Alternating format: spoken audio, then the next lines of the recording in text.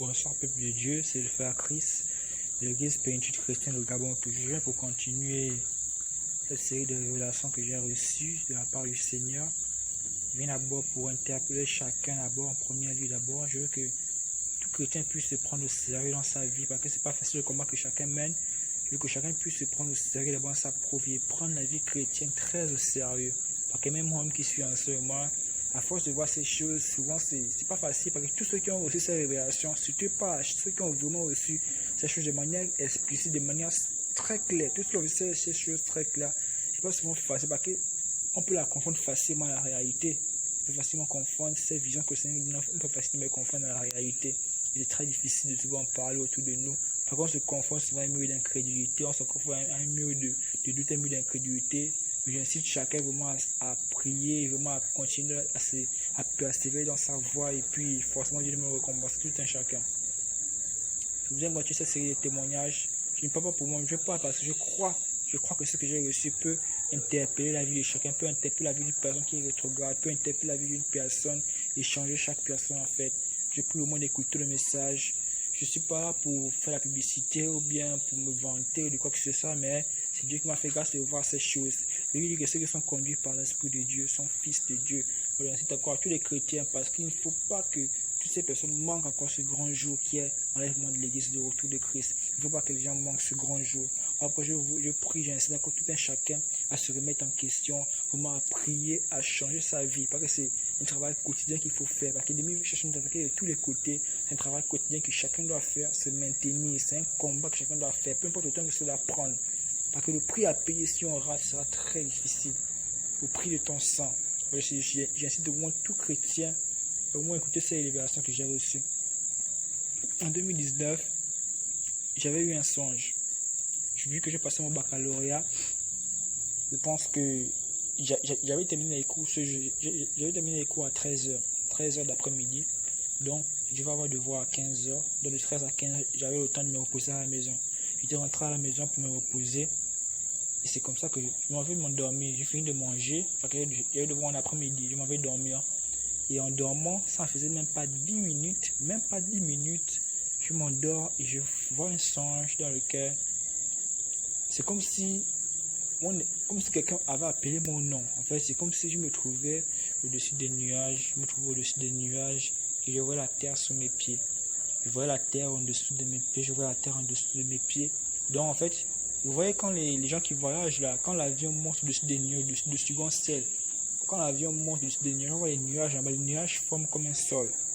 Donc, c'est un peu ça que j'ai vu. Les nuages étaient en bas, ça formait comme un sol en bas de moi. Les nuages étaient en bas et les nuages étaient en haut des nuages. Donc, quand je baisse la tête, je vois premièrement les nuages, ensuite la terre qui est un peu au loin.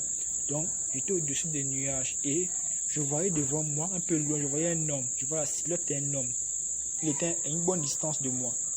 Mais il brillait tellement. Imaginez-vous un peu que le soleil prenne une forme humaine et se mette à une bonne distance de vous, au moins, on va dire, à 50 mètres.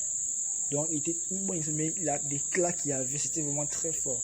Donc, je voyais l'homme en question, il était une bonne distance de moi, mais il y a la lumière qui dégageait. Et puis, je le voyais toujours de dos. Mais lui, il avait les regards baissés sur la terre. Mais pour le voir bien, il avait les regards baissés sur la terre. Moi, je le voyais de dos. Et il brillait vraiment.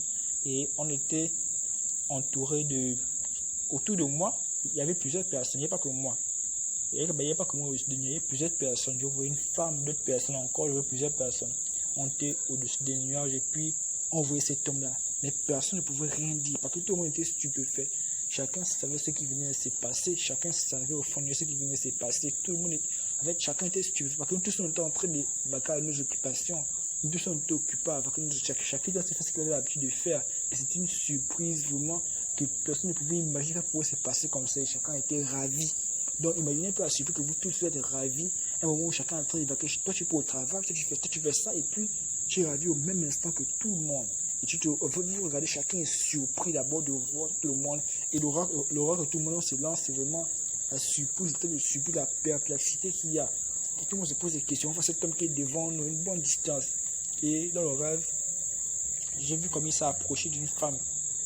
La femme était à côté de moi. Donc il volait, il était au-dessus de nous, il s'approchait à côté d'une femme. Il a touché une femme. Quand il a touché la femme en question, j'ai vu comme la femme a crié. Elle a dit « Oh !» comme pour dire qu'elle était étonnée de voir ce qui s'est passé. Elle était étonnée pourquoi? Parce que son corps a commencé à changer. Son corps a changé.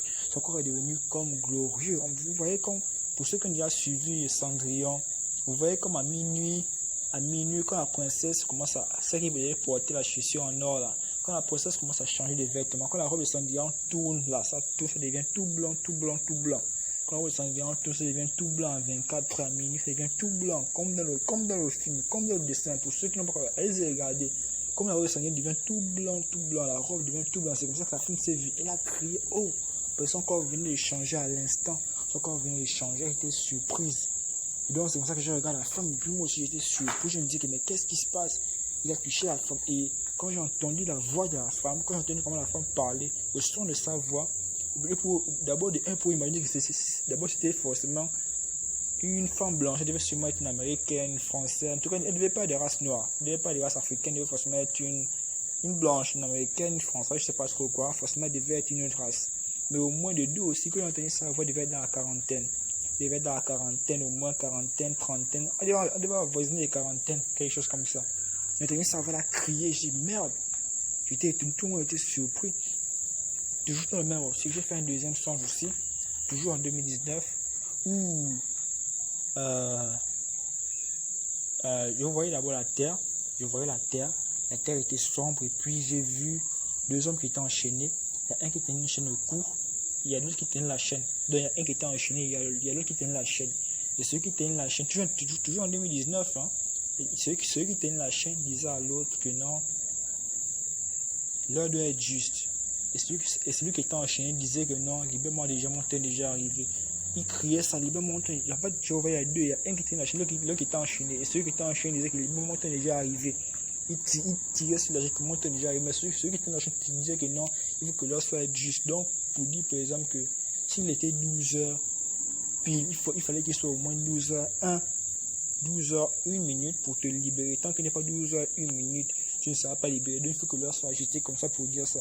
Donc c'est pour ça que voilà, la chose dont il parlait, non, il faut que l'heure doit être juste. Et il tirait sur la chaîne, il tirait sérieusement. Il tirait sur la chaîne pour dire que libère-moi, les gens tiraient. Et c'est comme ça que dans le même rêve, je vois comment ces deux sont en train de se débattre. Et celui-là tire sur la chaîne et l'autre retient la chaîne. Mais qu'est-ce qui se passe? Et l'homme, dans mon cœur, il peut sentir une crainte au fondement, comme pour dire que si cet homme pouvait se libérer, il allait faire un carnage. En fait, c'est comme laisser un lion ou un loup rentrer dans une bergerie, comme laisser un renard rentrer dans une bergerie. Je sais que je ressentais encore dans ce son. Et c'est comme ça que, on va dire ça comment? Dans le même rêve, j'ai vu une succession de scènes. J'ai vu une deuxième scène là, je voyais comment les parents étaient en train de faire des projets. Ma tante faisait des projets, on va les construire en telle ville, on va les construire ceci, on va les construire ceci. Je dis, ils n'ont pas vu ces deux options en train de se débattre. Ils n'ont pas vu ces deux options en train de se débattre. J'étais étonné, ils n'ont pas vu ces deux options en train de se débattre. Et c'est comme ça que je vois encore, comme je voyais ma tante qui fait des projets et tout le monde faisait des projets, comment on va faire ça, on va faire ceci, on va faire ça, on va faire cela. C'est comme ça que je vois une petite fille, elle était assise sur une barrière, un peu au lieu, on va dire à 10 mètres ou 15 mètres de moi, elle était assise sur une barrière. C'est pour ça qu'elle m'appelle. Et moi aussi, je m'en vais. Bon, je ne voulais pas avoir parti. Je dis que c'est une petite fille, pourquoi elle m'appelle? Mais je suis quand même parti. Je suis allé écouter, la fille m'a dit que non, assieds-toi là-haut, je me suis assis sur la barrière avec elle. Elle m'a dit, et j'ai entendu la voix audiblement comme elle m'a dit, avant de partir, je voulais prendre tous mes enfants avec moi. Mais certains ne seront pas prêts. C'est ce qu'elle m'a dit. Elle a dit ça, avant de partir, je voulais prendre tous mes enfants avec moi. Mais certains ne seront pas prêts. Que celui qui a des oreilles écoute ce que l'Esprit dit aux églises. Bonsoir à tout le monde, c'était le frère Chris. Bonsoir peuple de Dieu, c'est le frère Chris de l'église pénitentiaire chrétienne au Gabon. Je viens pour continuer